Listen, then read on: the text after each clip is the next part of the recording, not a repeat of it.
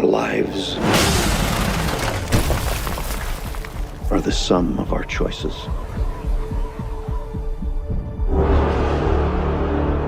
And we cannot escape the past. Ethan, this mission of yours is gonna cost you dearly.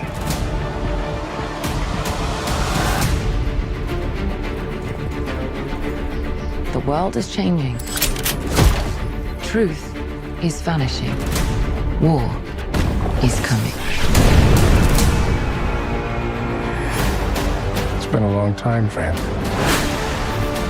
You've no idea the power I represent. It knows your story and how it ends.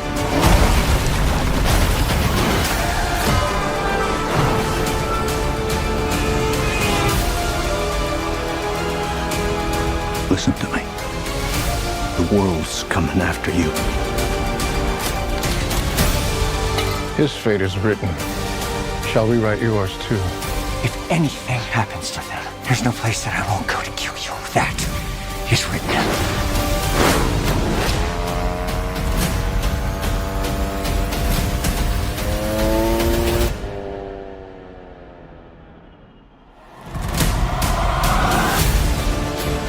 Ethan, what's your objective? What's your ultimate objective?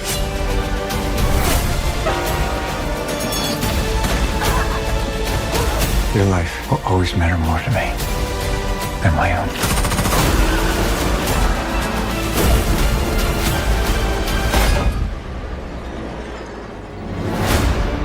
None of our lives can matter more than this mission. I don't accept that.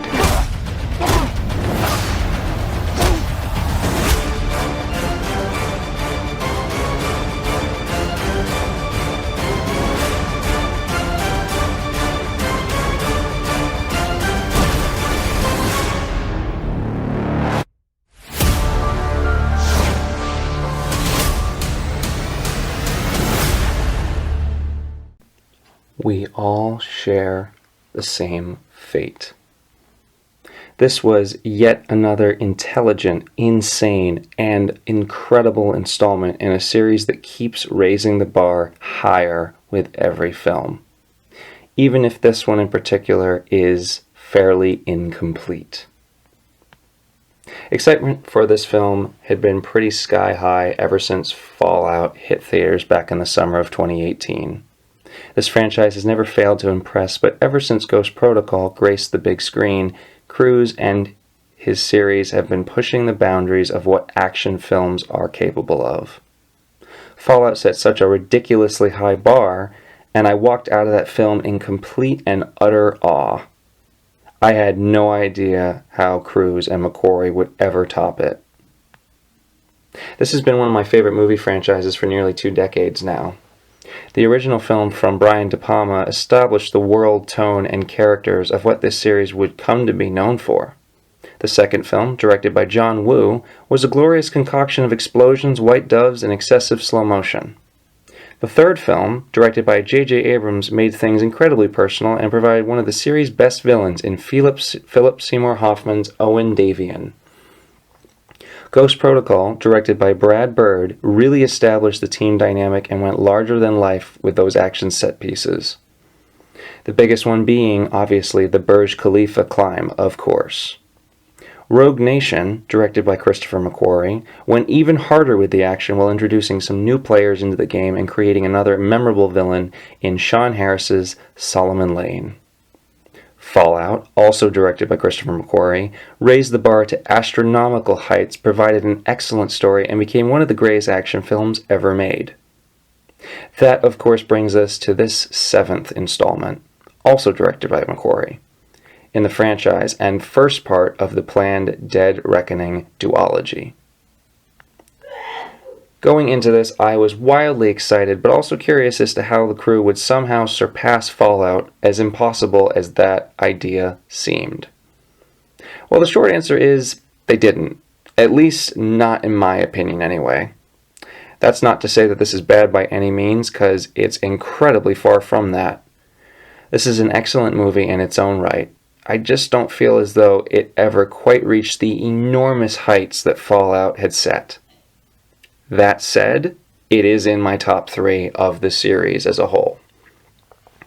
This is an extremely well-made film that's another absolute masterclass in action filmmaking.